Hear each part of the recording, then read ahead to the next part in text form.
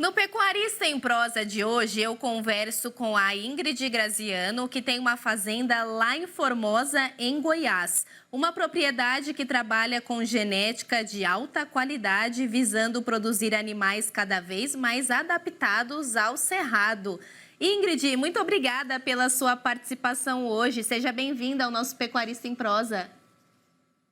Eu que agradeço o convite, é um super prazer estar aqui para a gente bater esse papo.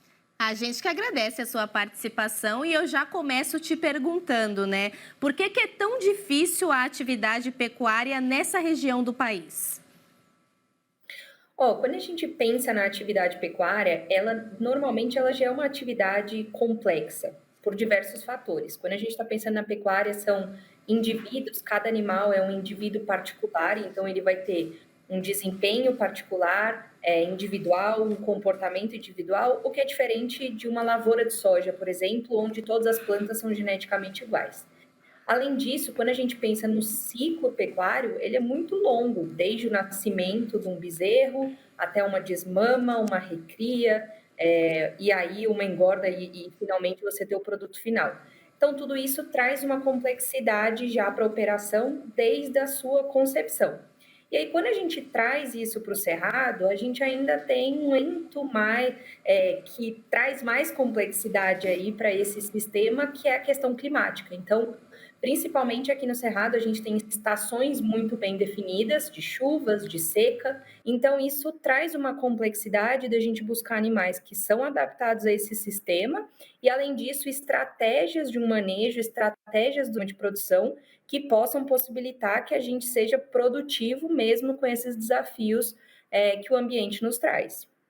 Com certeza, precisa então de muita técnica, né, Ingrid? E quais são as características que os animais precisam ter para suportar aí o clima do cerrado? Aqui na fazenda, quando a gente se propõe a selecionar animais que são geneticamente superiores e adaptados a essa condição do cerrado, a gente busca animais que vão ser funcionais e produtivos a essa condição. Muita gente fala muitas vezes sobre rusticidade, mas a ideia não é o animal ser rústico, mas sim o animal ser adaptado ao cerrado, ou seja, ele ser produtivo. E isso, para isso, o que que a gente busca? Então, animais que eles vão ser eficientes na conversão alimentar deles. Então, aqueles animais que vão estar consumindo a sua pastagem, a sua suplementação e são eficientes nessa conversão, em poder desempenhar o seu ganho de peso e depois, consequentemente, o seu ter um impacto nos seus outros índices ou técnicos. Mas também a gente, como trabalha muito com um sistema baseado também em cria, a gente vai olhar toda a parte reprodutiva. Então, a precocidade sexual ela é muito importante. Quando a gente tenta ser mais produtivo, a gente precisa encurtar ciclos. Então, eu preciso praticamente tirar uma categoria da fazenda quando a gente olha sistemas mais extensivos, quando você expõe uma novilha com 36 ou 24 meses a uma estação de monta, você tem um período alongado de recria, e quando você começa a selecionar e trabalhar com precocidade sexual, isso vai encurtando. E quando a gente fala em ser eficiente, é também ser eficiente em aproveitar os recursos. Então, não adianta a gente ter animais que também vão demandar investimentos muito altos, e quando a gente olha o quanto que é saudável essa operação, muitas vezes não vai fechar conta. Então, por isso, quando a gente está falando de adaptação, a gente vai falar muito sempre de eficiência. E você disse aí que o clima no Cerrado é bem definido, né? Em relação à seca, à chuva. Quais são os desafios aí que vocês enfrentam em cada período e como também que vocês superam eles? É com tecnologia? Totalmente.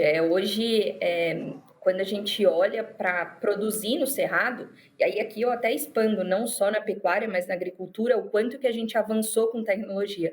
Imaginar vários anos atrás que a gente produziria soja, algodão no oeste baiano seria provavelmente impensável. Então, o que que é muito importante? Manejo das pastagens, então a gente garantir que existe um planejamento e que a gente consiga garantir uma um planejamento nutricional para os animais ao longo do ano, independente de que nessa estação de seca, naturalmente a produção de forragem das pastagens ela vai diminuir ou praticamente zerar, porque a gente não tem água, não tem chuva, então a planta ela não consegue continuar vegetando, e também dispor de outras ferramentas, como, por exemplo, uma suplementação específica, ou então o que a gente chama às vezes que é um resgate, ou até algumas pessoas chamam de um sequestro, é a gente poder tirar animais da pastagem por um período e poder ter uma recria, por exemplo, mais intensiva, e poder ter parte da fazenda com as pastagens prontas para quando começar a chover, o vigor da rebrota seja maior.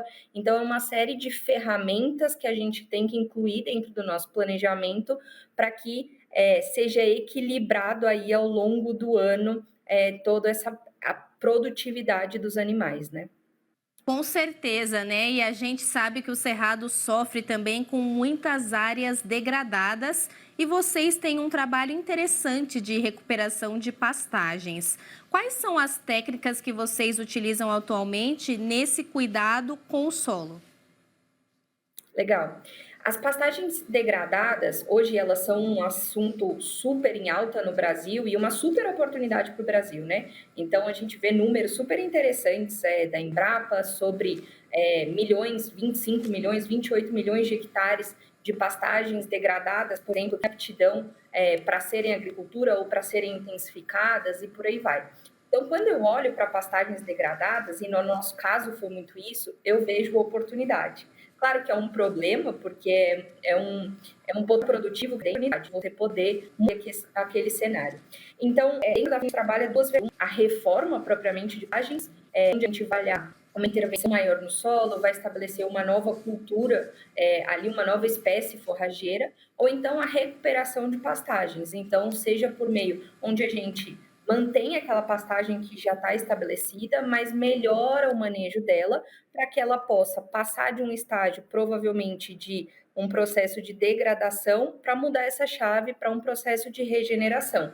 Começar a acumular mais matéria orgânica, mais palhada, reter mais umidade no solo e por aí vai.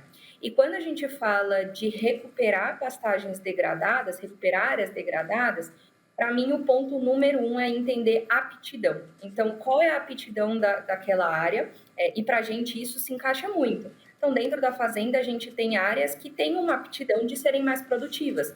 E claramente a gente vai intensificar um pouco mais o manejo nessas áreas. Então, colocar espécies forrageiras que vão ser mais produtivas, mas consequentemente são mais exigentes em fertilidade de solo, são mais exigentes no manejo. E a gente tem áreas que elas não têm uma aptidão, seja por serem muito acidentadas ou por terem muita pedra, por exemplo, e a gente não consegue mecanizar. Então, são áreas que não têm uma aptidão para serem intensificadas. E tá tudo bem, a gente tem que entender qual é a realidade, a característica dessa área e saber manejar ela ali dentro. Mas isso não é uma justificativa para ela ser mal manejada. Então, essas áreas que têm uma aptidão, uma baixa aptidão para serem mais produtivas, mais intensificadas, elas vão receber espécies forrageiras que vão ser menos demandantes de fertilidade, de nutrição, para as plantas, enfim, e todo o manejo vai ser adaptado para isso também. Que trabalho bacana e exemplar que vocês realizam aí, Ingrid. E você tem ideia aí, tem números atualizados de quantos hectares vocês já recuperaram? Eu diria que hoje 40% da fazenda já passou por um processo de reforma, e quando a gente olha para o que já passou por reforma e intensificação, uma recuperação de pastagens, isso chegaria a 60% aí da nossa área. E aí isso prevê que áreas que a gente são mais intensificadas e a gente trabalha uma adubação anual, áreas que, como eu falei, vão passando por uma reforma, mas elas vão ter um manejo um pouco mais extensivo e por aí vai, cada uma com a sua particularidade. Dentro da fazenda, a gente tem um desafio de que temos realidades bem diferentes entre áreas, entre pastos, que trazem desafios e dificuldades para o dia a dia da operação, mas que eu também vejo como um grande aprendizado, que a gente está cada vez mais buscando, sejam novas técnicas, novos manejos, o que é que a gente pode adaptar, e como a gente tem diversas realidades dentro da fazenda, são diversas fontes aí de novas ideias que a gente acessa para trazer inovação para dentro da fazenda.